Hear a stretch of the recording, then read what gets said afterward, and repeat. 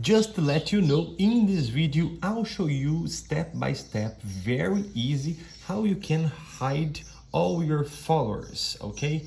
Just follow this step by step and share this content. Please leave a like and subscribe at this channel.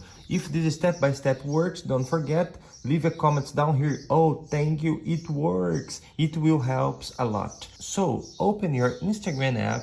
After that, you must need to click in your profile and tap right here in settings. It will show this screen. You just need to click right here in settings and privacy. After that, it will show many options to you click. You just need to scroll down, scroll